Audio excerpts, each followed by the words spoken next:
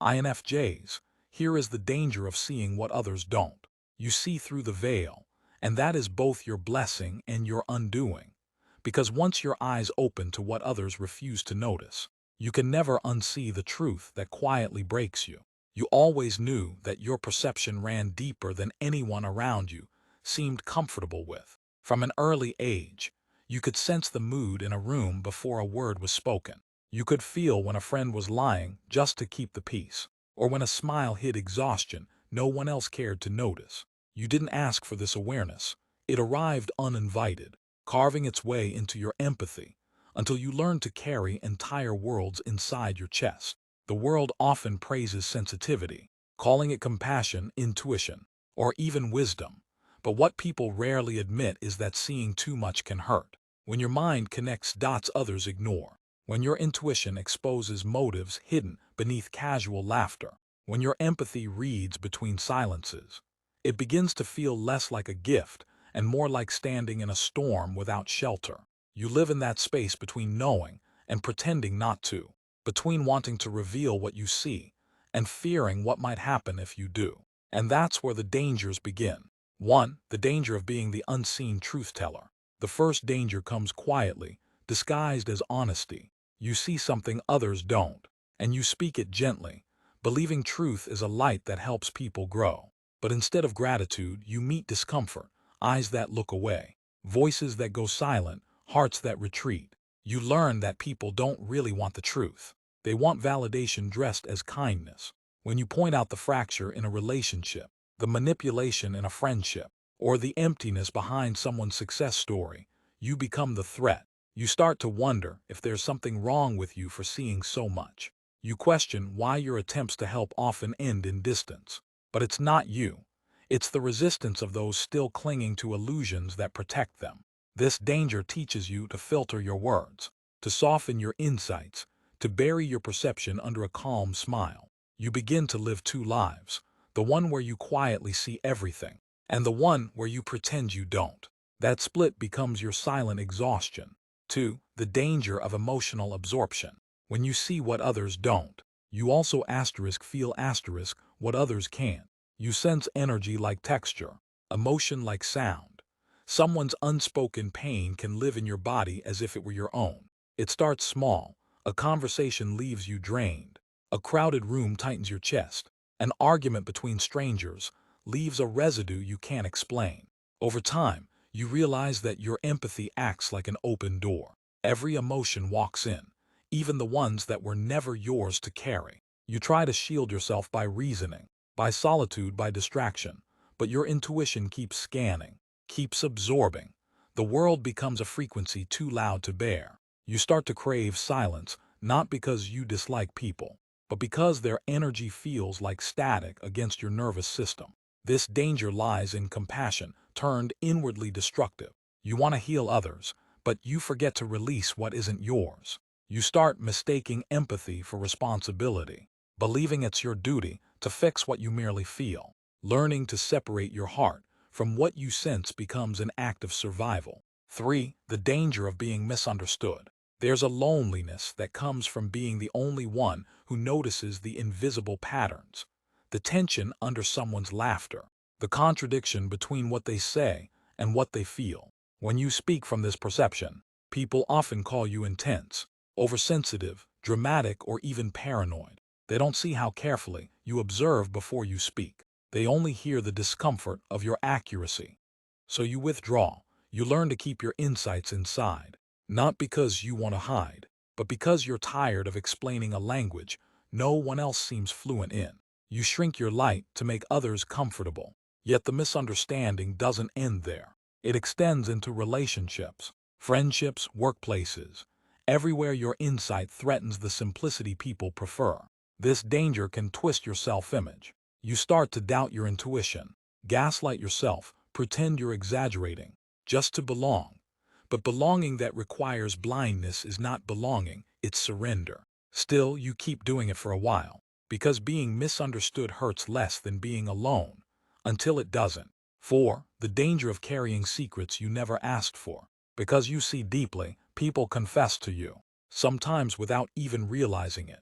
They unburden their pain in fragments, trusting your quietness more than they trust their own thoughts. At first, it feels sacred, like you've been chosen to hold space for healing. But as the years pass, you realize that every confession adds another layer to the emotional archive inside you. You carry heartbreaks that aren't yours, traumas you didn't live, regrets whispered into your presence because your energy felt safe. You become the keeper of everyone's shadows, yet few stay long enough to carry yours. There's beauty in being trusted, but there's danger in never being emptied. You start to feel heavy with stories that have no resolution. You cry without knowing why, ache for people who have long forgotten their own pain. This danger isn't visible from the outside. It hides beneath your smile, behind your confidence, within your calm. No one suspects that your strength is sometimes just well-managed exhaustion. And still you keep listening, because that's what your soul knows how to do. 5. The danger of overseeing the future. Your intuition isn't limited to the present. It stretches forward, reading patterns that hint at what's coming. You can sense when relationships are nearing their breaking point, when a decision will end in regret, when someone's bright new beginning is built on fragile ground. You want to warn them, but you've learned that foresight sounds like pessimism to those still high on hope. So you stay quiet, watching the inevitable unfold, wishing you could stop caring. This foresight isolates you. You become the silent witness of outcomes no one else expects. And when events confirm what you predicted, people don't come back to say you were right. They come back broken, and you hold them anyway. The danger here is spiritual fatigue, the slow erosion of wonder. When you always sense what's coming, surprise dies, life starts to feel scripted, predictable, heavy. You envy those who can live blindly, who can celebrate without suspicion. You begin to crave moments that feel new, uncertain, uncontrollable, just to remember what mystery feels like. 6. The danger of being the emotional anchor. In every circle, there's one person others depend on for stability, wisdom and comfort. That's you. People come to you when they're lost, angry or confused, because your calm presence feels like home. You listen, guide, reassure. You pour energy into holding everyone together. But in doing so, you become the emotional foundation of structures that were never yours to build. When you're exhausted, no one notices. When you need support, people assume you have it all figured out. You've been strong for so long that weakness feels like betrayal. This danger is subtle. It's self-neglect disguised as purpose. You measure your worth by how many people you help, forgetting that even anchors rust underwater. You need rest, boundaries, nourishment. But guilt whispers that you'll disappoint someone if you step back. And so you stay half present, half empty, silently drowning while holding everyone else afloat. It's not selfish to save your own strength. It's sacred because when you collapse, the ones who leaned on you will fall too. 7. The danger of self-erasure. You see people so clearly that you forget to look for yourself. Your awareness turns outward, scanning the world for tension, pain, and hidden meaning, until you start to disappear behind your own sensitivity. You know what everyone else needs before they do. Yet when someone asks what asterisk you asterisk want, the question lands like silence. It's easy to confuse empathy with identity. The feelings of others wrap around you like layers of fog until your own desires fade. You adapt so completely that no one notices your absence, not even you. This danger is quiet and slow. It happens when kindness becomes camouflage, when harmony matters more than honesty, when you play the role others need instead of living the truth that's begging to breathe. You begin to realize that being loved for your understanding is not the same as being seen for your soul. To see what others don't is powerful. To lose yourself inside that vision is tragic.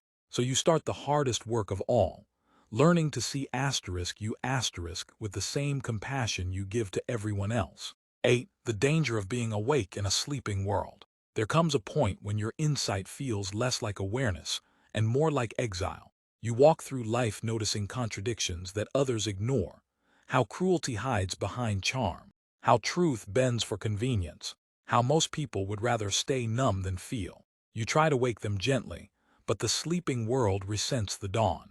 Your light disturbs their comfort, so they call you negative, cold, or distant, yet you're not detached, you're asterisk aware asterisk. You simply can't play along with illusions that poison authenticity. The danger here is existential loneliness. You begin to feel like an outsider to your own species, an observer trapped among those who look, but don't see asterisk. But even in that isolation, a quiet strength begins to bloom. You realize that seeing deeply doesn't make you broken. It makes you a lighthouse in a fog that would rather pretend the coast is clear. You weren't made to fit into blindness. You were made to remind the world that truth still has eyes. There will be days when you wish you could unsee everything. The subtle manipulations, the silent cries for help, the emotional undercurrents in every conversation. You'll envy the simplicity of those who live on the surface, untouched by the heaviness of knowing. But the gift that wounds you is also the one that saves others. Your perception heals, guides, protects. You sense danger before it strikes, lies before they spread, sorrow before it consumes. You translate emotions into understanding. You are the bridge between what is spoken and what is meant. Yes, there is danger in seeing what others don't, loneliness, fatigue, misunderstanding, heartbreak. But there is also profound beauty, because through all that pain, you learn to love consciously, to connect deeply, to create spaces where truth can breathe again. You are not cursed for seeing too much. You are entrusted. So protect your vision, INFJ, refine it, rest it, honor it. The world may never fully understand the weight of your sight, but somewhere in its quiet corners, your awareness keeps the light alive.